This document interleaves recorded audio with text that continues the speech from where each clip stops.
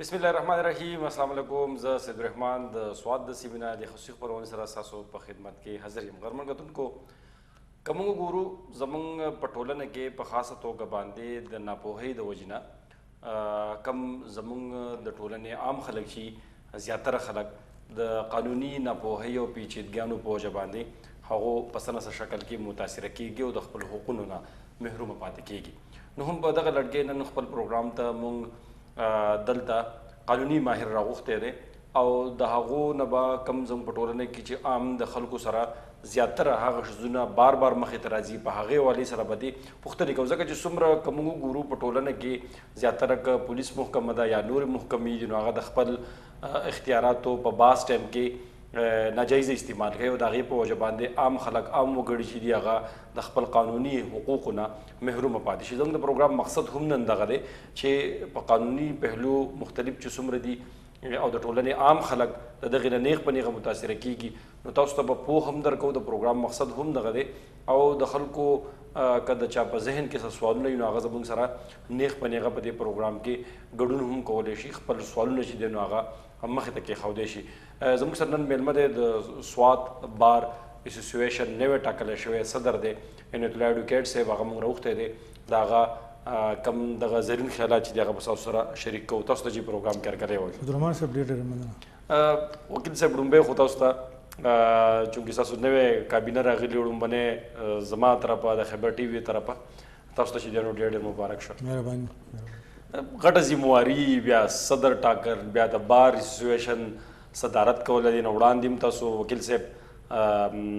General secretary पादिशी हुई नो समरा ग्रान कर दे कना दो वकीलानो मशहरी कॉल ची दे आसान कर दे तो जमुंग दे स्वाद बार शुक्र दे तादाद ढेर ज़्यादा थे नो जिकल पयो माशरे की पयो ऑर्गेनाइजेशन की दागुई द मेंबर्स तादाद सेवा की नो आगम रबिया मसाइल हम सेवा की नो शुक्र दे चे ज़ा द मखी न बाती अमा नो मंग ढेर ज़्यादा जमुंग मेंबर्स ची दी जमुंग कैबिनेट ची दे मुंग पर मशावरत सरकार का वो डेर पखा तरीक़ा बांधे आगा मसाइल ची दी आगे बाने मुंगा काबू मुनते दे लिगिया यू कारू न कहो नो संगा ग्रान कार दे कना आसान कार तो ग्रान कार खुदेर जाते वकीलानो मशरीदा बल्ला ची दादा पोहा खलको मशरीदा नो कला ची दा पोहा खलको मशरी नो आगा बिया दागुई दागा ची दे दागी मशरी को लगा बिया ग्रान कारी नो दसवात बार बिया जब दाऊए में ची ना यो मदर बार दे प सुबह की दा पेखवर पछता दुएम नंबर गट बार दे नो दिल मसाइल हम जाती वकीलान हम जाती जिला हम गट दा बादे हम डेरा दा नो बाग लिहाज सरा दी मशरी ची दा ग्रान कार दे आसान कार न रे पेखवर पस द्वेम नो दे मतलब चटोल मलकन डिवीजन की ब्या द वकीलानो तेदाद पसवात की ब्या पसवात की ब्या तेदाद ज़्यादा थे तो कदल तो वो तहसील दी हर तहसील की ब्या खपल खपल तहसील वाइज कम बिल्कुल जी दिन आगम जुट खड़े शवी दलता बिल्कुल जी पसवात के जमुंग डिस्ट्रिक्ट बार दे दागी खपल मेंबर्स दी बिया पसवात के बाहरेन तहसील दे मटर सब डिविजनल कोर्ट्स दी कबल तहसील दे और वरसरा ख्वाज़खीर तहसील दे बागी के सब डिविजनल या तहसील कोर्ट्स दी दागी तखपल मेंबरान दी नो बागा हवाले सर बिया दागा जिगुनो कम वगड़ी ची दी दागू जिसा मसले राजी स केसेस राजी अगर हम पा लोकल लेवल अल तक सिविल जज साहिबान नास्ती एडिशनल सेशन जज साहिबान नास्ती अल तक बिया खपल केसेस कई बाज़ दासी केसेस दी ची आगाल तन की गुनो आगा बिया अल तक पर डिस्ट्रिक्ट हेडक्वार्टर की डिस्ट्रिक्ट हेडक्वार्टर के कम की और तहसील वाइज कम ची अल तक कोर्ट्स थी बाकी कम कम केसों ने डील की ज़्यादा पर डिस्ट्रिक्ट हेडक्वार्टर के हमेशा हाँ केस की कम केस की हुकूमत फरीकी नो आगा पर तहसील कोर्ट्स की निकीगी दो माह केसेस की दल तक डिस्ट्रिक्ट हेडक्वार्टर की स्पेशल कोर्ट्स थी लकद इंसदादी दहशतगर्द या अदालतों दल तक दी या कंज्यूमर कोर्ट्स आगे मेन सीट ची दे हम दल तक दे दागे सरसरा दल तक दे सर्विस ट्रिब्यूनल राजी और नूर दा से स्पेशल कोर्ट्स ची दी नो आगा दागो सिटिंग ची दे आगा पर डिस्ट्रिक्ट हेडक्वार्टर की नो आगा टाइप केसेस ची दी आगा पर तहसील कोर्ट्स की की ठीक था सदर से चूँकि तासु नवे सदारतुम दे नो स दगा बांधे रागल ये तासु स उम्मीद बांधे रागल ये चीज़ खपल टीने वर्के हागा कारुना द वकीलानो द हुकूक द पारा तासु जिदेनो खपल कोशिश बांधे दल तरावड़े और द बारा घट घटे मसले जिदेनो आगा खत्म शी जैसे कम कम चीज़ों तासु पॉइंट आउट कर दी जिदा खपल टीने वर्के को जमुंग बुनियादी मकसद ची दे आगा जमुंग द मेंबर्स जमुंग द वकीलानो जमुंग द रूनो खिदमत थे او هغه زیات نه زیات فیسیلیټیټ کول دي. لکه د هغوی زه به دا ووایم چې په کووډ 19 کې چې اوس کوم وکیلان صاحبان متاثره شوي دي د هغې دپاره ریلیف اخیستل دي. بار کونسل زموږ یو سټیچوټري باډي ده، فردر د هغوی سره رابطې کول دي، د وکیلانو لایف سټینډرډ هغه بهتر جوړول دي. د هغوی چې کوم دلته ستونزې دي، مختلف عدالتونه دي یا سپیشل کورټس چې کوم دلته فنکشنل نه دي، موږ به دا کوشش وکړو چې هغه موږ د صوبایي حکومت سره کوم چې د صوبایي حکومت په اختیار کې د هغې سره موږ رابطې وکړو. کوم چې زموږ د های کورټ په اختیار کې چې موږ د های کورټ په ترو باندې هغه دلته کې وکیلان فیسیلیټیټ شي. او ورسره دا یوازې د وکیلانو فیسیلیټیشن نه دی، چونکې دا یو د یو عام وګړي فیسیلیټیشن دی چې یو عام وګړی دغه مسله به داسې وي چې هغه به سروس ټریبیونل کې یا په بل سپیشل کورټ کې په پېښور کې کېږي. نو که چېرته کې موږ حکومت سره رابطه وکړو او د سپیشل کورټس یا سپیشل ټریبیونل روغ شي، نو عام وګړی به هم د پېښور د تلو نه بچ شي او دلته کې په کور کې هغه ته انصاف میلاو شي. ټیک دی جی. زموږ سره جی که څوک د ټلیفون د لارې ګډون کول غواړي وکیل صاحب سره به نورې خبرې اترې هم کوو. زموږ نمبر دی 0316 180 55 دا زموږ نمبر دی. یو ځل د بیا ریپیټ کوم 0316 180 55 55 دا ځان سره نوٹ کړئ. زموږ په سکرین باندې هم دا نمبر تاسو ته چلیږي. بار بار خپل سوالونه چې دی نو هغه زموږ سره شریک کولی شئ او د صدر صاحب نه نیغ په نیغه هم دغه تپوسونه کولی شئ. صدر صاحب یو خبر دا هم د وکیلانو مطابق د عام خلکو دا یو داسې یو کانسیپټ دی په دلته په ټولنه کې چې وکیلان خو د خلکو نه پیسې والي، خپل فیس والي، خو کم کلاینټ چې دی کم چې دوی ته راغلی دی نو د هغه کیس بیا هغه شان نه کنسیډر کېږي، ځکه چې بیا د یو وکیل سره 10-12 کیسونه وي نو خپل تاریخ له نه ځي، تاریخ ډیلې کېږي، هغه شان کلاینټ ته څومره چې فیس دی اخیستلی کېږي هغه شان هغه نه فیسیلیټیټ کېږي. نو دې کې حقیقت شته؟ زما په خیال خو په دې کې داسې حقیقت نشته، ځکه چې وکیلان صاحبان د خپل وس مطابق کوشش کوي چې هر یو کلاینټ دی چې هغه فیسیلیټیټ شي، د هغه کیس په ښه طریقه وشي. ځکه چې نن یو کلاینټ له یو وکیل یو کیس په ښه طریقه وکړو، هغه یې ښه فیسیلیټیټ کړو، سبا د هغه بله مسله راتلی شي او هغه بیا په دې وکیل پسې راځي. نو زما په خیال چې داسې که څه مس انډرسټینډینګ یا داسې څه پراپیګنډه یا څه افوایي نو په دې کې به زما په خیال څه صداقت نه وي، ځکه چې دا خو یو زه به ووایم چې یو بزنس دی، نو څوک به دا نه غواړي چې زما بزنس زما هغه خراب شي یا زما کلاینټ چې دی هغه خوشحاله نه وي، هغه فیسیلیټیټ نه شي یا زما نوم خراب شي. زما په خیال به داسې خبرې کې به داسې څه حقیقت نه وي. وکیلانو فیسونه هم ډېر زیات سوی وایي، عام غریب سړی بیا خپل حق دپاره هغه شان کیس نشي جنګېدی د خپل کیس دپاره. نو کوم چې پکې لږ کمزوري خلک او تاسو له راشي نو ستاسو داسې څه شتي چې سینیر وکیلان بیا د هغو داسې مرستې وکړي یا فیس کې ورته لږ کمې وکړي؟ بلکل زمونږ مشران وکیلان هم او زمونږ کشران وکیلان هم چېرته هغو داسې نه کوي چې یو وګړی راشي یو سړي ته تکلیف وي او هغه ته ووایي چې نه ستا سره فیس نشته زه ستا کیس نه کوم. داسې چېرته هم زمونږ په ډسټرکټ بار کې به دا خبرې نه راغلي، بلکې کوشش به کوي چې هغه کلاینټ فیسیلیټیټ کړي. د دې نه علاوه زمونږ داسې وکیلان هم شته چې که فرض کړه هغه یو وګړی دی یو ساحل دی هغه فیس نشي ورکولی، نو زمونږ په عدالتونو کې د دې نه مخکې هم لیګل امپاورمنټ کمیټي وه چې یو ساحل دی یو پلانټیف دی مدعي دی هغه فیس نشي ورکولی، یو ملزم دی هغه فیس نشي ورکولی. نو د لیګل امپاورمنټ کمیټۍ په امبیډ کې هغوی د هغه خپل درخواست ورکولی شي او هغوی وله بیا هغه کیس چې دی هغه پروسیډ کولی شي. د دې نه علاوه اکثر چې کورټس ته راشي یو ملزم دی هغه ځانه وکیل نشي نیوی نو عدالت ته درخواست کولی شي او عدالت بیا هغه مونږ داسې وکیلان شته چې پاپر کونسلز دي، مونږ عدالتونو ته د هغوی نومونه ورکړي دي، مونږ د هغوی کنټیکټس نمبر ورکړي دي او باقاعده عدالت بیا هغه په هغه کیسز کې مقرر کړي او بیا حکومت د هغوی فیسز ورکوي خو د هغه ملزم او د هغه سایل کیس کېږي. وکیل صاحب یو بله خبره دا هم راځي چې فرض کړه د چا څه مسلې ذاتي مسلې هغه وکیل ته لاړ شي، وکالتنامه جمع شي، کیس روان شي، نو بیا یو عام کانسیپټ دا هم دی په ټولنه کې په عام ټولنه کې چې تاریخونه بیا د پاکستان تاریخونه دي د یو نه بل د یو نه بل او دا بیا د 20 نه د 30 کالو پورې دغه قصې بیا رواني. اوس صورتحال څه دی په جوډیشري کې؟ څه ریفارمز راغلي دي داسې سپیډي جسټس دپاره څه نه څه کېږي یا تاسو په خپل فورم باندې د سپیډي جسټس لپاره څه هلې ځلې کوئ؟ بالکل د کیسز کم د فیصلو رفتار چې دی هغه د پخوا په شان نه دی، اوس ډېر زیات تېز شوی دی. مخکې به داسې و چې 2 میاشتې 3 میاشتې تاریخ به و، اوس هغه سیستم نشته. اوس خو هفته پس تاریخ میلاویږي او هغه هم داسې ده چې زموږ سره نیشنل جوډیشل پالیسي ده، په هغې کې خپل یو ټایم فریم دی. د پېښور های کورټ هم دا زور دی چې د هر دعوې دپاره، د درخواست دپاره، د ضمانت د درخواست دپاره، د سټې د درخواست دپاره خپل یو ټایم پیریډ یې مقرر کړی دی. نو عدالتونه هم دا کوشش کوي او وکیلان هم دا کوشش کوي چې دا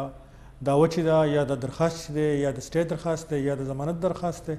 هغه په خپل سپیسیفیک ټایم پیریډ کې هغه حل کړي. دین علاوه مخکې په 2009 کې نظامی عدل ریګولیشن راغی. بالکل په هغه نظامی عدل ریګولیشن کې د سیول کیس لپاره خپل یو ټایم او د کریمینل کیس لپاره خپل یو ټایم. نو زما دا خیال دی چې اوس هغه زوړ صورتحال نه دی. اوس چې دي کیسز چې دي په تیزۍ سره فیصله کیږي. اوس بعضې ټایم کې خو داسې قدرتي آفات راشي، بالکل لکه زه به دا وایم چې اپیډیمیک راغی، نو هغې د وجې نه عدالتونه بند شو او هغه کیسز چې دي هغه ډیلی شو. ٹھیک دی. زموږ سره یو کالر دی. جی څوک د کوم ځای نه؟ هلو السلام علیکم. جی وعلیکم السلام. پروګرام کې د هرکلی وایو. جی څوک د کوم ځای نه؟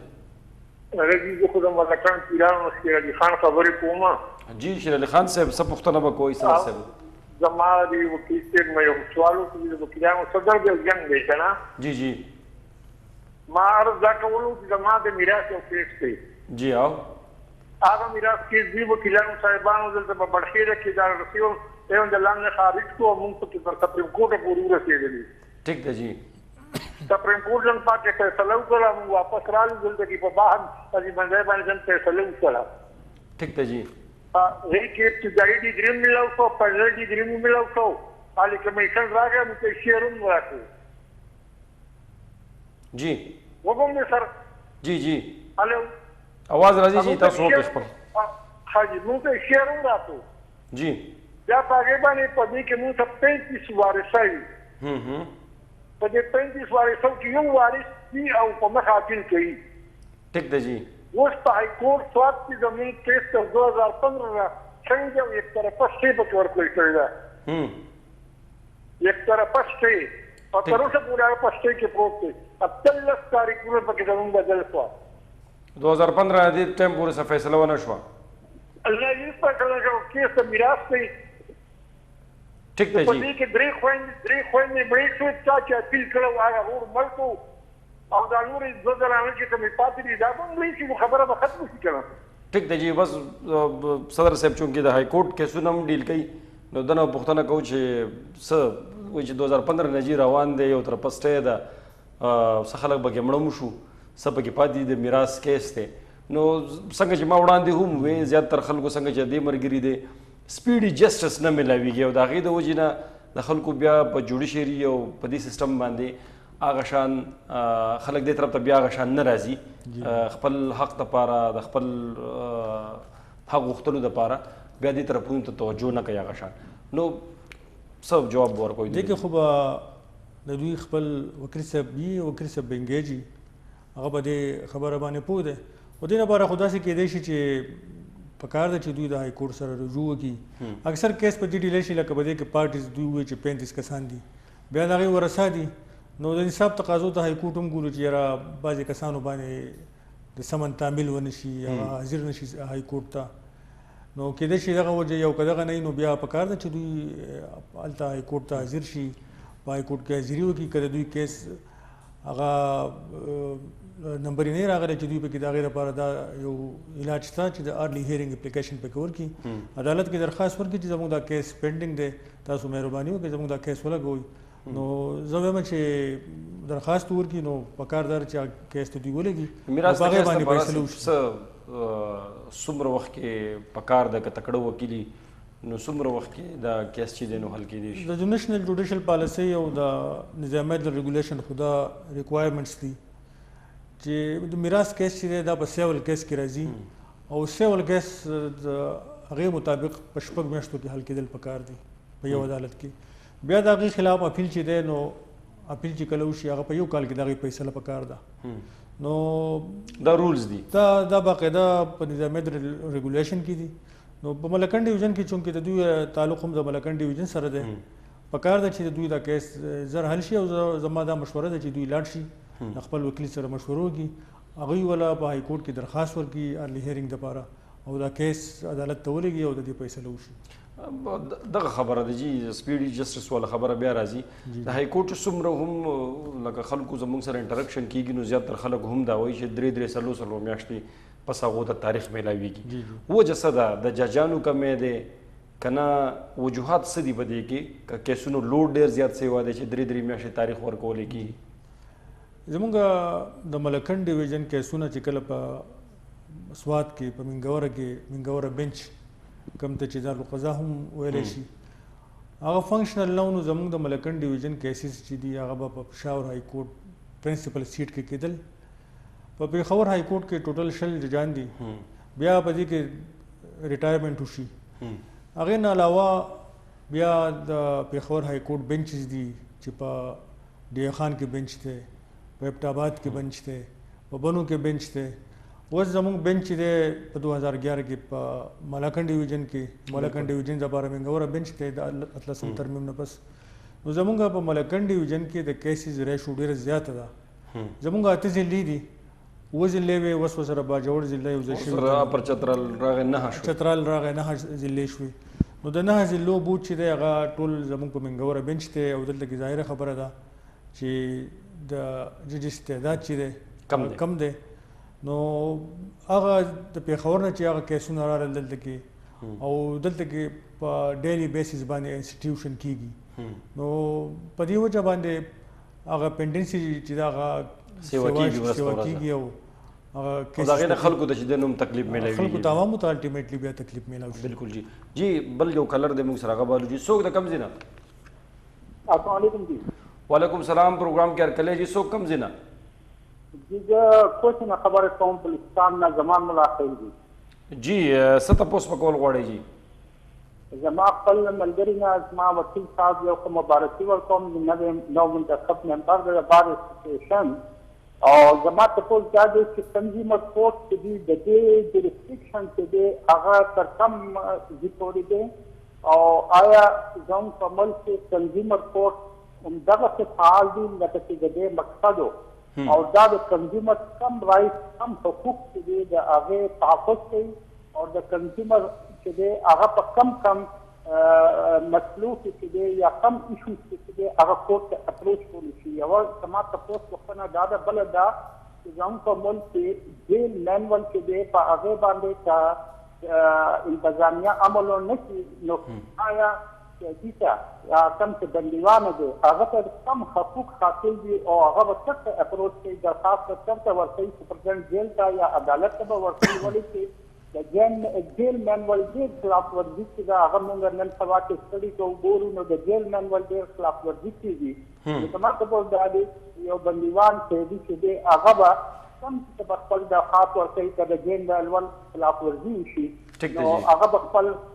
ریمیډي چې ده هغه چې موږ ورته ریمیډي وایو هغه ریمیډي به څنګه حاصل کړي؟ ټیک ده جی. ډېره زیاته مننه چې د کال کولو ستاسو ډېرې ښه پوښتنې وې، پړه پورې پوښتنې وې چې کنزیومر کورټ هغه شان فعال دی په دې ملک کې د کم مقصد دپاره چې دا جوړ کړی شو او د هغې کار څه دی؟ د ملګري پوښتنه هم دغه تاسو ته مبارکباد هم درکړو. مهرباني، ډېره مهرباني. کنزیومر کورټ چې دا دی کنزیومر پروټیکشن ایکټ 1997 کې جوړ شوی دی، هغه د هغې لاندې کنزیومر کورټس جوړ شوي دي. حکومت سپیشل کورټس دا ډکلیئر کړي دي او په کنزیومر کورټ کې د ډسټرکټ اینډ سیشن جج لیول جج چې دی هغه د هغې پریزایډینګ افسر دی. نو حکومت هم او بیا متعلقه های کورټس دې له ډېره زیاته توجه په دې لحاظ سره ورکړې ده چې د کنزیومر کورټ پریزایډینګ افسر یې سیشن جج لیول جج مقرر کړی دی، یو سینیر ججي. نو هغه باقاعده کورس چې دی هغه که موږ وګورو هغه فنکشنل دي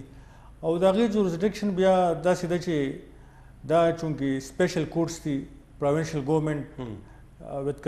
کنسلټیشن آف د پېښور های کورټ زموږ په صوبه کې دغه شانتې په بلوچستان کې with the consultation of بلوچستان هائی کورټ دغه شان په سند کې دغه شان په پنجاب کې د خپل کنسرن هائی کورټ په کنسلټیشن باندې کنزیومر کورټس روخ کړي دي او بیا په دې کې ججز مقرر دي او هغې له جورسډکشن مقرر کړی دی. لکه زه به دا مثال ورکړم چې زموږ ملکن ډیویژن دی، په ملکن ډیویژن کې کنزیومر کورټ دی، هغه د هغې پرنسپل سیټ چې دی هغه په سید شریف کې هغه خپل کار کوي. بالکل. بیا د هغوی ټورز لکه شنګلې ته او دغه شانتې بونیر ته دی. بالکل. دلته هغه بیا خپل په میاشت کې یا په هفته کې یا په لس ورځو کې خپل ټورز کوي. نو هغه جورسډکشن چې دی هغه ورته سپیسیفای شوی او په هغه جورسډکشن کې هغوی کار کوي. دویمه خبره دا ده چې د کم خبرو دپاره خلک کنزیومر کورټ ته راځي. نو په کنزیومر ایکټ کې سپیسیفاید دی هغه خبرې چې کم سړی تاله سروسز درکوي او تاله سروسز د هغه سټینډرډ نه درکوي د کمې چې پکاري، نو تا کنزیومر کورټ ته تللی شي او د هغه سړي خلاف کمپلینټ کولی شي. او هغې دپاره ډېر زیات اسانه طریقه ده چې کمپلیکیشنز پکې نشته. په یو ساده درخواست باندې کنزیومر کورټ جج صاحب ته درخواست کیدی شي، هغه متعلقه محکمه څوک چې سروسز ورکوي یا هغه سروس پرووایډر دکاندار به زه حساب کما چې د هغه نه څه اخیستی کېږي، هغه په سمپل درخواست باندې هغه راغوښتی کېږي او باقاعده د هغه نه تپوس کېږي او د هغه نه جواب طلبي کېږي او ډېر زیات په اسانه طریقه باندې د خلکو هغه ګریوینس چې دی د هغې ریډرسل کېږي. فرض که دا سرکاري محکمه کې څوک یا پټواري یا تحصیلداري یا نور ډي سي لیول باندې اے سي هغو د کم کار دپاره چې دلته تعینات شوي او هغه سروس ستا له نه درکوي، ستا کمپلینټ هغه شان نه کنسیډر کېږي، نو د دوی خلاف هم ته به بیا کنزیومر کورټ ته ځې که نه هغه به بیا ته څه طریقې کار به کوې د هغې دپاره؟ د هغې دوه طریقې کیدی شي. لکه زه به دا ووایم چې ته د وابډا کنزیومر یې، د هغې دپاره به یو دا خبرې چې ته به یا کنزیومر یې یا به تا ته په څه نه څه شکل کې هغه سروس پرووایډ کوي. بالکل. لکه زه به ووایم چې وابډا شو یا سوی ګیس شو، هغوی تا ته ټلیفون محکمه شو، هغوی تاسو ته سروس پرووایډ کوي. اوس زه به دا ووایم چې د ټلیفون محکمه ده، هغې سره ستاسو انټرنیټ لګېدلی دی. بالکل. هغه تاسو ته هغه سټینډرډ هغه نه دغه کوي، یا ستاسو ټلیفون خراب دی یا ستاسو انټرنیټ خراب دی، تاسو ته ستاسو کوم ګریوینس چې د هغې ریډرسل نه کېږي یا پراپر ریډرسل نه کېږي، نو د هغې لپاره ته کنزیومر کورټ ته تللی شي. بله دا خبره ده چې کوم انتظامي سروسز دي د هغې خلاف ته کنزیومر کورټ ته هم راتلی شي او د هغې خلاف ته ډپارټمنټل هغه هایرارکي کې هم ته اپلیکیشن ورکولی شي. د کنزیومر دپاره به هم ته باقاعده وکیل نیسې، پروسس به کوې که نه دی په خپله د خپل کمپلینټ چې دی نو دا کنسیډر کولی شي؟ هغه کنسیډر کولی شي بالکل. که یو سایل یا یو سړی په تکلیف کې دی هغه ځانه وکیل نه نیسي په کنزیومر کورټ کې، نو ما خو دا عرض وکړو چې هغه په یو ساده درخواست باندې درخواست ورکولی شي او هغه پرسنلی خپل کیس چې دی هغه پرسو کولی شي. یو بل کالر دی موږ سره. جی څوک د کم ځای نه؟ عطاالله سیدی شریف نه. جی عطاالله صاحب پروګرام کې درکلی وایو، څه پوښتنه به کوئ؟ مهرباني جي زه خو لاول د خیبر نیوز شکریه ادا کوم او ځکه چې دا داسې خلک راولي او داسې تپوسونه کوي چې هغه د عوامو د مسایل وي او عوام چې هغه د دې نه مستفید شي. مهرباني جي. نو او د دې نه پس بیا د خپل وکیل سره د بار صدر چې دی زه شکریه ادا کوم چې دلته ټایم ویسته چې راغلی دی. خو زما کوېسچنې ډېر دي خو چې د الله یو کار ډېرې بیا خلک بور کېږي. زما سمپل کوېسچن دا دی که نه جي چې وکیل ته هم د کیس پته وي او جج ته هم پته وي او هغه دوو فریقینو ته هم پته وي، خو بیا هم یو کیس چې کله 2 کاله والي، کله 15 کاله والي، کله 10 کاله والي، نو دا غریبانان در په در ګرځي او ډېر زیات کړېږي. داسې څه په دې وکالت په دې پیشه کې دغه نشته چې هغه پاس کې چېرې دا په دونه ټایم کې به د دې کیس خامخا ریزلټ راوځي. او ډېره زیاته شکریه ادا کوم تاسو. ټیک ده، ډېره زیاته مننه عطاالله صاحب. سوال چې دی نو دا ډېر زیات ویلډ و جي چې وکیل ته هم پته وي، فریقینو ته هم پته وي، جج ته هم پته وي، بیا هم کم سایل جي نو هغه بس در بدر ګرځي جي په عدالتونو کې. عطاالله صاحب ډېره مننه. څه ریفارمز داسې کیدی شي هغه سپیډي جسټس والا خبره بیا راغله چې د کیس فیصله زر کېږي؟ ما عرض وکړو چې د دې لپاره د ملکي سطح باندې د سپریم کورټ په لیول باندې نېشنل جوډیشل پالیسي جوړه شوې ده او په لوکل لیول باندې چونکې دا کله چې په سیمه باندې ملیټنسي راله نو په هغې کې د خلکو یو خبره هم دا وه چې د انصاف خبره یې کوله چې انصاف بالکل معیار هغه نه دی او زر انصاف نه میلاویږي نو د هغې دپاره بیا دغه حکومت نظامی عدل ریګولیشن 2009 کې هغه جوړ کړی شو او باقاعده په هغې کې خپل یو ټایم پیریډ ورکړی دی چې سیول کیس چې دی هغه به په 6 میاشتو کې کېږي کریمینل کیس چې دی هغه به په 4 میاشتو کې کېږي بله زه به دا ووایم چې زموږ سره ضابطه دیواني ده په هغې کې هم دا خبره شته چې جواب داوا بس څه ټایم کې ورکړی کېږي دا کیس په څنګه پروسیډ کېږي یو پراپر پروسیجر یې په هغې کې دغه کړی دی بیا په هغې کې دا خبره هم شته چې یو مدعی دی یا ډیفینډنټ دی هغه جواب داوا نه ورکوي یا خپل کیس ته حاضرېږي نه یا یو سایل دی یو مدعي دی خپل کیس ته حاضرېږي نه نو د هغې به څه ریزلټ وي هغه به څه کېږي به هغه جرمانه هم لګېدی شي د هغه ډیفینس هم سټکاپ کېدی شي د هغه کیس هم خارجېدی شي نو الټیمیټلی چې دغه پینل کلازز دغه جرمانې په هغه ولګي د هغه کیس خارج شي نو هغه سپیډي جسټس چې دی هغه به یقیني شي دا امپلیمنټډ دی تاسو د 6 میاشتو 4 میاشتو ورله د کم خبره وکړه دا دلته امپلیمنټډ دی او دلته اوس هم د شرعي نظامي عدل ریګولیشن لاندې چې دی نو فیصلې کېږي که نه بالکل شرعي نظامي عدل ریګولیشن دلته امپلیمنټډ دی او پېښور های کورټ وخت په وخت داسې پالیسي داسې آرډرز رالیږي د نیشنل جوډیشل پالیسۍ په رڼا کې چې په هغې باقاعده امپلیمنټیشن کېږي خو ما مخکې عرض وکړو چې څه دلته کې د کیسونو تعداد داسې شي څه سیوا شي څه ججان کم شي ججز کم شي څه پکې قدرتي داسې خبرې راشي چې قدرتي آفات راشي نورې مسلې داسې راشي چې کله پکې زه وایم چې سایل په خپل حاضر نه شي مدعي په خپل حاضر نه شي د پارټیز په وجه باندې هم دا خبرې داسې وي چې هغې په وجه باندې هغه کیسز چې دی هغه په هغه ریکوایرډ ټایم پیریډ کې چې دی هغه حل نه کړی سواد بار بیا څه کردار دی په دې کې چونکې تاسو مشري کوئ د بار نمایندګي کوئ نو بیا د وکیلانو د سواد بار په دې کې څه کردار دی چې یاره سایل ته د زیات نه زیات فایده میلاو شي ریلیف میلاو شي او د زر تر زر چې نو دا کیس ختم شي ځکه چې ستاسو د ججانو سره میټینګز کیږي مختلف فورم باندې د هغو سره ناسته پاسته کېږي د عام سړي اکسس خو دومره نه نو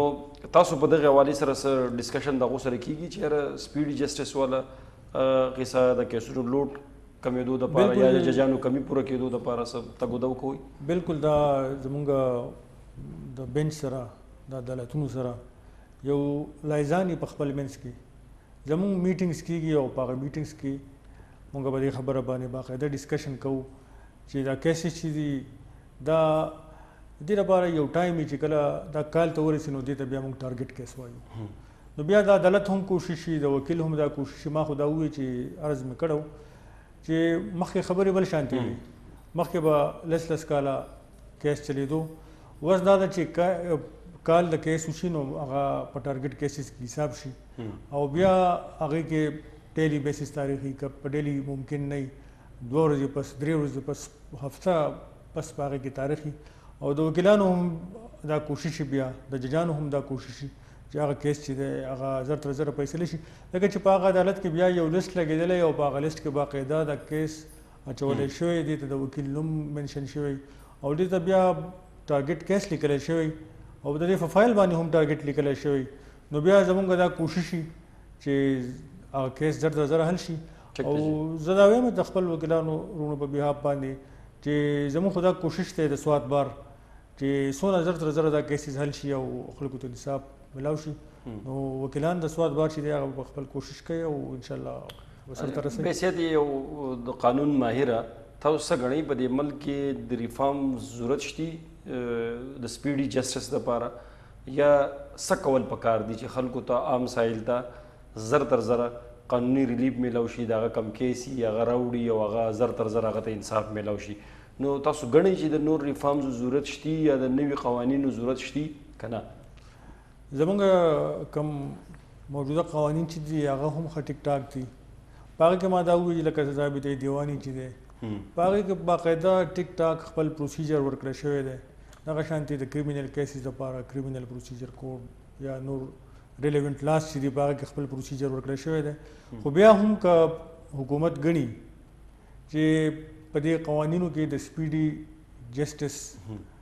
هغه ورکولو کې هارډلز دی نو هغه ترو پارلیمنٹ هغه کولی شي بلکې زه به دا ووایم چې اوس زموږ پېښور های کورټ د سپیډي جسټس ورکولو دپاره ویډیو لینکس باندې هم کار شروع دی او هغه یو طریقه هم شروع ده چې خلکو ته سپیډي جسټس میلاو شي وکیل صاحب که موږ وګورو نو په خاصه توګه باندې زیاتره کیسز عام خلک چې راځي نو فرض که اوس د قبضو د ځمکو د قبضو یا د جیدادونو د قبضو دغه کیسونه ډېر زیات دي سړي سره خپل ډاکومنټیشن پوره ریونیو ریکارډ کې ځمکه د هغه سره وي د هغې باوجود هم ځینې کسان داسې قبضه مافیا سره تړلي خلک چې هغه کم چې لږ کمزورې خلک یې په هغو باندې داویداري وکړي چې کله بیا تاڼې ته لاړ شي نو هغه د سیمپل 107 نه هغوی زموږ سره اخوا نور اختیار نشتی نو قانون کې څه وایي کتاب کې څه دي دغې دپاره څه طریقې کار دی چې یار یو سړی تا باندې د دروغو داویداري کوي نو د هغه دپاره بیا هغه شان ریلیف څنګه میلاویدی شي او آیا دی بیا تلی شي هلته څه کم متاثر تن چې دی هغه له څه کول پکار دي بیا دې کې خو لاول زما د عرض دی چې یو خو هر شهري چې دی هغه ځمکه علي او پرچیز کوي نو پکار دا ده چې قانون شته د قانون په رڼا کې په هغې کې هغه په ریونیو ریکارډ کې پکار دا ده چې هغه چیک کړي چې وړاندې نه چیک شي څوک دا ځمکه خرڅوي دا پلاټ په ما څوک خرڅوي په ریونیو ریکارډ کې دی مالک دی که نه دی مالک یا که آبادي نو دا هغه سره هغه نه تپوس پکار دی چې یاره ستا سره د ملکیت څه ډاکومنټ شته څه رجسټر ډیډ د سره شته نو یو خو دا ځان شور کول پکار دي د هغې نه پس بیا پکار دا دی چې څوک پرچیز کوي نو چې هغه پراپرلی اکارډینګ ټو لا اکارډینګ ټو هغه خپل تحفظ وکړي او په هغې باندې یا پراپر په رجسټر ډیډ باندې دا پراپرټي واخلي یا په ریونیو ریکارډ کې که اګریکلچر پراپرټي پراپر انتقال وکړي نو زمونږ اکثر خلک داسې وکړي چې د ټیکس د کمولو دپاره د ټیکس د بچ کولو دپاره په یو ساده اقرارنامه باندې بالکل دا واخلي نو بیا کمپلیکیشنز هغه ته پیدا شي او د هغه ریپرکاشنز دا چې موږ سره وخت شوی د وړې شان دمې د مالو واپس بیا راځو نورې به هم په دغې باندې خبرې کوو وخت شوی د وړې شان دمې د مالو واپس بیا راځو موږ سره اوسئ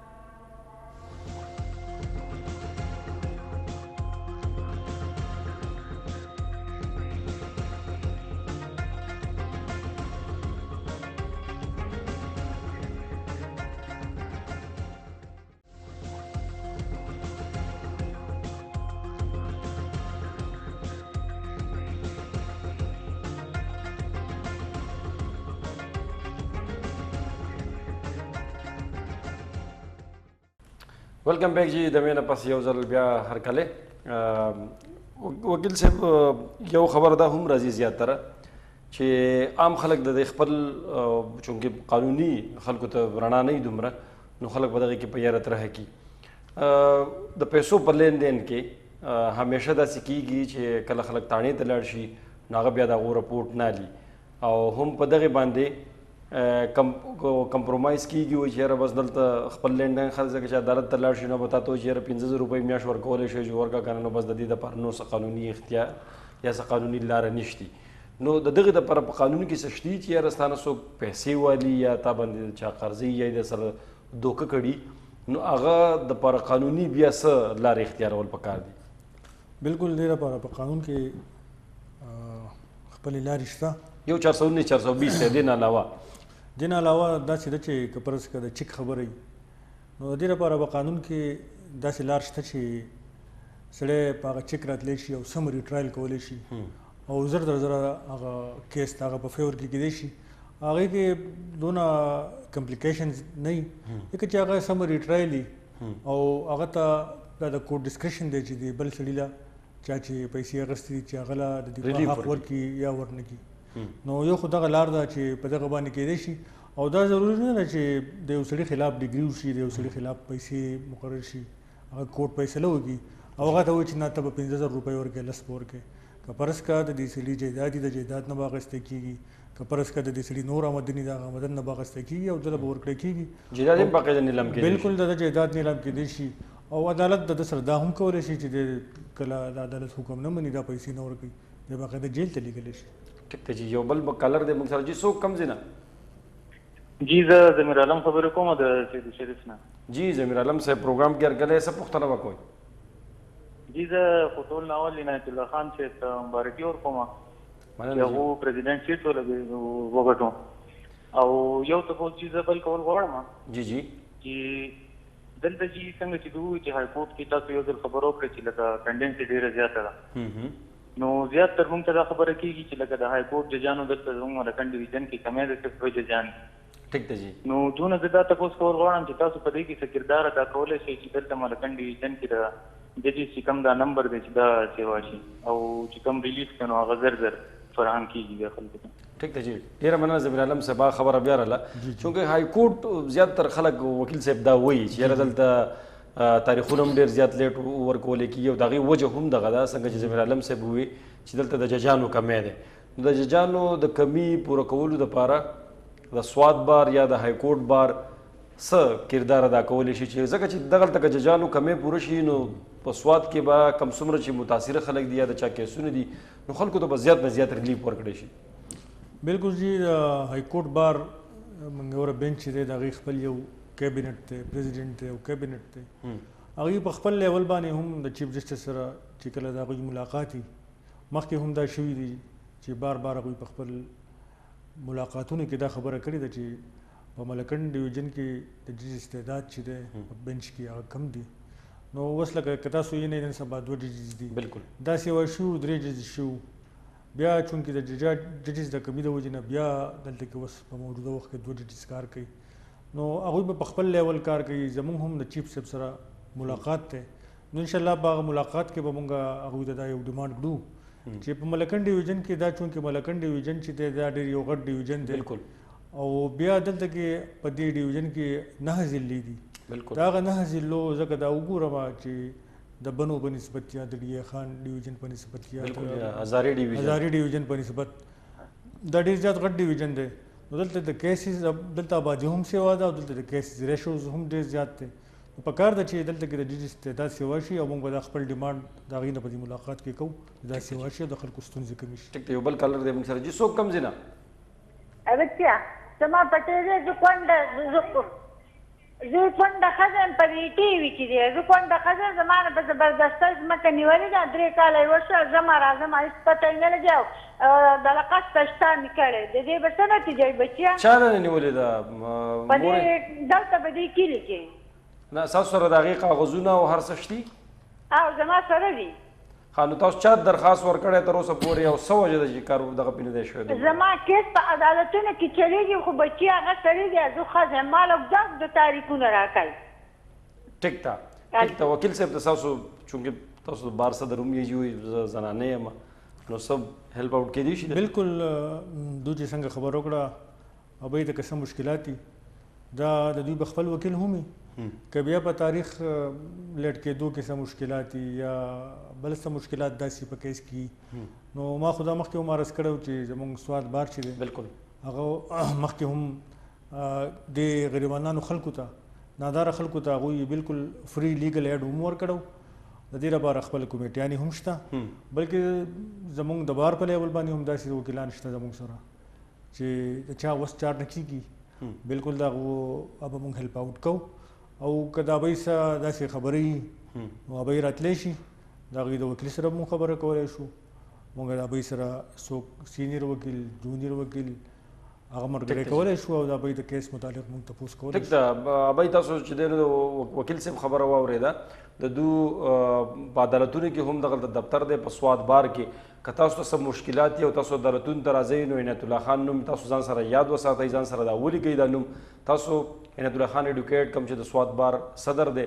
د سره لاړ شئ میلاو شئ او چې څومره مرسته یې به دی کې څومره منډه تړلی نو هغه وکیل صاحب ووایي چې هغه به ستاسو سره کوي او که بیا هم څه مشکلات نو دنه بیا نمبر هم اخیستی شي او دته خپل چونکې دغلته یې نږدې دفتر دی عدالتونو سره نو تاسو خپل لاړ شئ د سره خبرې وکړئ دغه کاغذونه ورته وښایئ او مکمل یې پوه کوي نو چې څومره مرسته کیږي نو هغه به دی ستاسو سره کوي څنګه چې د دې نه وړاندې یو ملګري ټلیفون کړو چې د های کورټ خبرزه های کورټ څخه زیات فوکس کوم چې هلته کیسونه ډېر زیات دي او د خلکو فریاد د هغې ځینې ډېر زیات کوي. فرض کا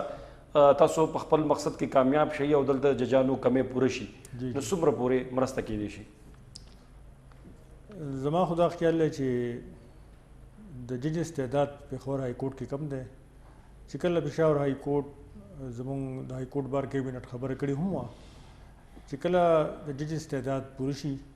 نو انشاءالله موږ دا ایکسپیکټیشنز لرو چې دلته کې به په ملکن ډیویژن کې به هم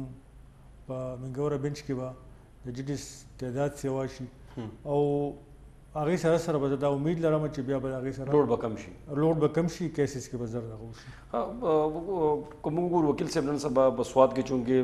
د سوات ښکلا چې دی نو هغه ځنګلات دي دلته دغه د سوات د حسن چې دی نو کالی دی د سوات د ښایست کالی دی ځنګلات خو که موږ ګورو ټمبر مافیا ډېره زیاته سرګرم ده او ونې ډېر زیات په بېدردۍ سره چې دی نو والی کېږي نو دغې دپاره قانوني څه تدارک کیدی شي او د محکمه فارس څه ذمهواریانې دي په دغې کې خاص کر دې کې داسې صورتحال دی چې ځنګل چې دی دا ستاسو خبره صحیح ده دا د سوات ښکلا ده چې کله هم الیسټ کټینګ کېږي یا الیګل کټینګ کېږي د هغې لپاره خپل یو قانون موجود دی محکمه جنګلات موجود دي او هغوی له اوس د فارسټ فورس درجه ورکړې ده څنګه چې پولیس فورس دی دغه شانتې فارسټ فورس دی او هغو سره دا اختیار شته چې کوم سړی داسې الیګل یا الیسټ کټینګ وکړي د هغې خلاف کاروایي وکړي او باقاعده د هغې خلاف هغه ټرایل کیدی شي هغه جرمانه کیدی شي هغه جیل ته تللی شي نو هغې دپاره سپیشل کورټس موجود دي فارسټ مجسټریټ موجود دي تقریبا په هر تحصیل کې د فارسټ مجسټریټ عدالت موجود دی چې په کوم ځای کې هم داسې الیګل کټینګ کېږي پکار ده چې د هغو خلاف هغه ډیمیج رپورټ چاک شي او هغه متعلقه عدالت ته پیش شي او اکارډینګ ټو لا هغه جرمانه شي هغه ته سزا میلاو شي. وجوهات څه دي ولې نه کېږي که موږ وګورو نو زیات خبرونه دغه راځي بحرین کالام مدین دغه سره مټې خوا او شا څومره علاقې چې دي او ښایسته ځنګلې دي هلته قیمتي کم دیار لرګی چې دی نو هغه والی کېږي سزاګانې دلته نه میلاوي که په دغې کې سخت سزاګانې دپاره څه قوانین نشتي که څه وجوهات دي چې د دغې هر څه باوجود تاسو ووایئ چې خپل کوټس دي د دې او مجسټریټ شتي اداره شتي باقاعده هغې دپاره فورس شتي بیا ولې د هغې تدارک مشکلات څه دي ولې نه کېږي؟ زه چې کوم ګورم نو په فارسټ فورس چې په کوم تعداد کې په کار دی په هغه تعداد کې دا نه دی کم دی هغه هم کم دی بل دا چې هغه ویل اکوپټ هغوی نه دي په هغې کې هم زه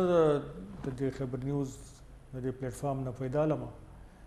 چې فارسټ فورس شو نو په کار دی چې د فارسټ فورس سره هغه همره فیسیلیټیټي کم چې پولیس فورس دي کم چې انټي نارکاټک فورس دي چې هغه تللی شي هغې ته ګاډي پرووایډ کول دي هغوی له نور فیسیلیټیشن ورکول دي ځکه چې د غرب ځنګل په سر کې یو سړی ونه وهي هغه یو غټه علاقه یو غټ کمپارټمنټ دي په هغې باندې یا اکثر د یو فارسټ ګارډ ډیوټي یا د یو فارسټر ډیوټي نو دا د هغې دپاره ډېره ګرانه وي چې د غر سر ته هغه وخیږي ټوله ورځ به د هغه ایثار شي او هغه چې 23 घंटे فار ایگزامپل هلته کې ډیوټي وکړي یا 24 घंटे هلته ډیوټي وکړي نو دی که ګنټې نه لاندې راکوزېږي نو هلته کې بیا الیسټ کټینګ کیدی شي بیا د هغې نور فیسیلیټیشن هم دی نو پکار دی چې حکومت په دې خبره باندې هم توجه وکړي او دا فورس سیوا کړي دا فیسیلیټیټ کړي او هغې له پراپر هغه اختیار ورکړي نو د هغې سره به دا زما یقین دی چې دا بیا کمی راشي. پولیس څه کردار دی بیا د انتظامیې څه کردار دی پکار نه ده چې که دلته فورس کم دی حکومت چې فیصله کوي دغه سیوا کېږي دی کې کافي ټایم لګي نو ایمرجنسي بنیادونو باندې که چېرې د ټولو کوارډینیشن یو ځایي یو شاني او د یو بل سره کوارډینیشن کوي نو د دې څه تدارک ممکن کېدی شي بالکل کېدی شي بلکې زه به دا ووایم چې په فارسټ آرډیننس 2002 کې دا خبره شته چې دا د پولیسو هم ذمهواري ده او پولیس چې دی هغه د فارسټ فورس مرسته کولی شي او د هغو سره هیلپ کولی شي او په دغه جرایمو کې هغه کمې راویستی شي بلکې زه خو اینم هم ما ولیدل هم چې د سوات پولیس هغه ورسره هیلپ کومک کوي او ډېرې پرچې داسې وشوې چې په هغه کې د پولیس مرسته دوی ته حاصله ده. ټیک ده نو بیا وجه څه ده چې کوم ځای کې کټایي کیږي د ځنګلاتو داسې خو نه ده چې د پولیسو د محکمه ځنګلات یو بل سره کوارډینیشن کمی دی که انډرسټینډینګ نشته وجوهات څه دي ځکه چې پولیس خو کوم ځای کې ویني تاسو خبره ټیک ده چې هغه کوي هلته خو څه ځینو کې چې کوم د سپیس راځي نو دغه سپیس ختمول لپاره څه کول پکار دي په یو پیج باندې نه دي کوارډینیشن نشته څه وجه ده هسې زما خو دا خیال دی چې عام طور زموږ پولیس چې یا هیلپ کوي او پولیس خو په ځنګل کې نه فارسټ فورس که په روډ راشي نو به ونیسي که په روډ راشي خو پولیس به ونیسي که په ځنګل کې کټای کېږي یو ډېر غټ کمپارټمنټ دی چې په سوونو کناله هغه مشتملي 400 کنال نه والا په بر هغه په سوونو کناله پورې مشتملي نو دا د یو فارسټ ګارډ یا د یو فارسټر کار نه دی چې په ځنګل کې هغه په خوشي ځنګل کې هغه باندې دغه وکړي هغه له پکار ده چې لږ دا فورس واشي هغه فیسیلیټیټ شي نو هغه به الوب یا هلته کې هغه مجرم نیوی شي یا ملزم نیوی شي د پولیس ته هغه حده پورې خو تاسو ته ما عرض وکړو چې هغه چونکې چې کله په سیټلډ ایریا کې یا په روډ باندې راشي نو پولیس به وکړي پولیس خو د هغوی کار چې دی د عوامو امن و امان حفاظت کول دي نو خو په ځنګلو کې نه خو په روډونو وي بالکل یا به په کلي کې یا به په ښار کې یا به په بازار کې بالکل نو په هغه ټایم کې هغه پولیس هیلپ کولی شي خو په ځنګل کې خو بیا دغه ګرانوي ټیک ده وګل زموږ سره چې ټایم هم کم دی نو سم میسج ورکول غواړئ اخره کې خپل میسج خو زما په اخر کې بدایي چې کم زموږ وګړي چې دي په کار ده چې د دوی څه مسلې لکه زه به دا ووایم چې داسې نوې ضلعې دي چې پراپرلی د هغو څه مسایل بارز موجود دي وکیلان موجود دي هغه پراپرلی د هغوی خواله ځي د هغوی نه ګایډنس اخلي او خپل قانوني دادرسي د قانون مطابق د هغوی په لاس باندې کوي نو د دې سره به مسلې هم کمي جرایم به هم کمي او خلک به هم فیسیلیټیټي ډېره مننه تاسو د ټایم ډېر زیاته مننه او څنګه چې دوی وې د یو شي دپاره قانون شتي پاکستان کې قوانین چې دی نو جوړ کړی شوي دي خو د هغې امپلیمنټیشن چې دی نو هغه کمی دی څه د ادارو چې دی نو سسوالی دی څه زموږ د خلکو ناپوهي ده او دغې ناپوهۍ په وجه باندې کم عام وګړي چې دي هغه بیا د خپل حقوقو نه محرومه کېږي نو که چاته اګاهي نه نو زما په خیال وکیلان چې دی نو هغه د کنسلټنسي چې دی نو پیسې نه دي که ته د چا نه ایډوایز هلې زما په خیال یا مشوره تیالې په یو کیس کې نو د هغې پیسې نه چارج کوي نو په کار ده که په کم یو شي باندې نه پوهېږي سایل نو هغه په کار ده چې د متعلقه خپل وکیل نه پای کې سره مشوره والي او د هغې مطابق کار وکړي یا د هغې سره کم متعلقه قوانین دي هغه په خپله باندې وګوري یا په کور کې نور خلک یې د هغو سره سلا مشوره وکړي نو زما په خیال د خپلو حقوقو نه به نه محرومه کېږي بل طرف ته که موږ وګورو نو په سوات کې کم ټمبر مافیا چې ده نو هغه سرګرم شوي ده او د سوات قیمتي لرګی چې دی نو هغه ورځ ته ورځه والی کېږي خو څنګه چې وکیل صاحب ووي دغې دپاره هم قوانین شتي خو د محکمه ځنګلات سره کم فارسټ ګارډ دی یا کم فورس دی نو د هغې ډېر زیات کمی دی او په دغه کې حکومت له کردار ادا کول پکار دی ځکه چې د سوات دغه قیمتي ځنګل او دا دنګې دنګې وړړې ونې چې دي دا د سوات ښایست دی د سوات د ښایست کالی دی نو پکار ده چې دغې د مخنیوي دپاره حکومت هم په هنګامي بنیادونو باندې خپل کردار ادا کړي او په هنګامي بنیادونو باندې ګامونه پورته کړي زموږ د پروګرام مخ پای ته رسېدل موږ راکېجت الله پاما